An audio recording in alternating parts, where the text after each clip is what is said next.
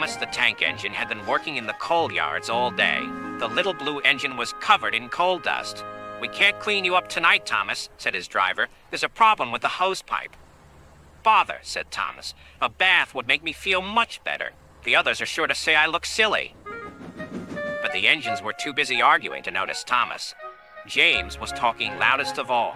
"I deserve a new coat of paint. Sir Topham Hatt says I'm the pride of the line, and—" "Rubbish," huffed Henry.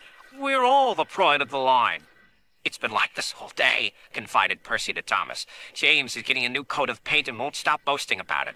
"Why, James? I'm the one who needs a new coat. Look at me." "I'd rather not," retorted James. "You're not a pleasant sight, and wouldn't understand the needs of a really important engine." Thomas was fuming. Next morning, as James was being repainted, Henry had an accident. "If you can't push cars properly, Henry, why not talk to a tree instead? You know how much you like the forest." "As a matter of fact, bossy boiler, Sir Topham Hatt is inspecting the island for trees that are too close to the line. He's worried they might cause trouble."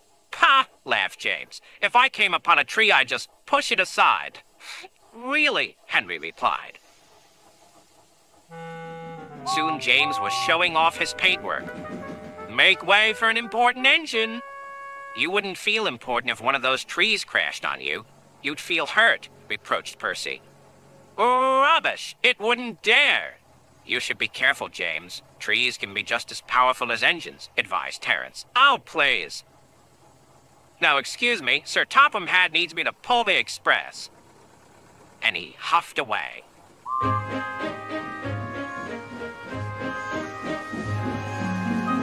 But James was wrong.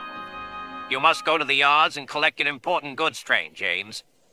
"It's heavy, so be careful," said Sir Topham Hatt. "But, sir, I've just been repainted. Can't Thomas or Percy do it? They're dirty and like working with freight cars." "Really useful engines don't argue." So James didn't. By the time he arrived at the yards, the weather had changed for the worse. "Your color's nice, James. Pity about your face, though," said a freight car. James ignored them and set off.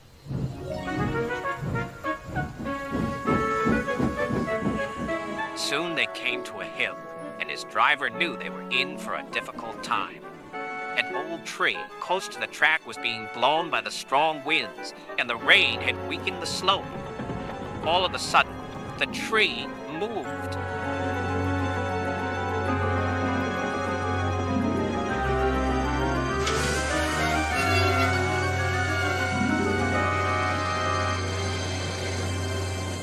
"Oh, help!"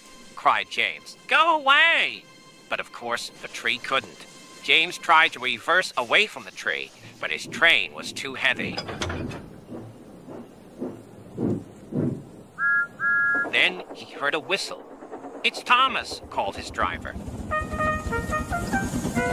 James felt embarrassed and worried that Thomas would laugh at him, but Thomas didn't. He knew this was no time for teasing. "Beep, beep."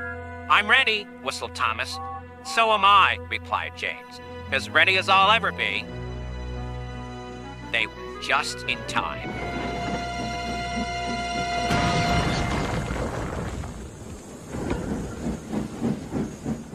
Later, James spoke to Thomas. "Percy and Terence were so right to warn me. Thank you for rescuing me, Thomas." "Oh, that's all right. We engines must pull together, whatever the weather." Just then, Edward bustled in. "Sir Topham Hatt thinks you're both brave engines.